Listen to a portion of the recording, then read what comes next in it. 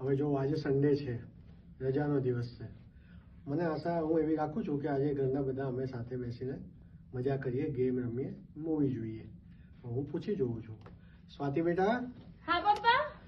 હવે આપણે ફ્રી થઈ ગયા છીએ તો ચલો બપોરે ઘરે બેસીને સરસ મજાની ગેમ રમીએ અથવા મૂવી જોઈએ. ના, આજે તો હું બહાર જવાની છું. અમે બધા ફ્રેન્ડ્સ લોકો બહાર જઈએ છે. પણ આટલી ગરમી, બહાર 47 ડિગ્રી ગરમી છે, એમાં અત્યારે બહાર ક્યાં જશો તમે? અરે તો હું ગાડી લઈને જતી રહીશ. આજે વીકેન્ડ છે ને, એટલે પછી અમે બધા પ્લાન બનાવ્યો તો બહુ પહેલાનો, એટલે હું જઉં છું. જોયું ને આજના જેન્ઝી, એમને કશું તમે કહો એટલે એમનો પોતાનો નક્કી જ હોય પ્રોગ્રામ.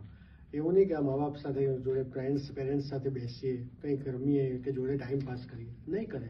હજુ મારી વાઈફને પૂછી જવું, કદાચ એનો કોઈ પ્રોગ્રામ ખબર નહીં શું કર્યું હશે. જાગૃતિ. હા બોલો.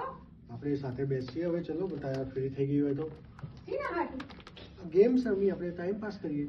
નહીં, ગેમ ફેમ મને ન ફાવે. મારે તો બહાર જવાનું છે આજે. બહાર શું કામ છે આટલી ગરમીમાં? સેલ લાગી છે, એનો છેલ્લો દિવસ છે આજે.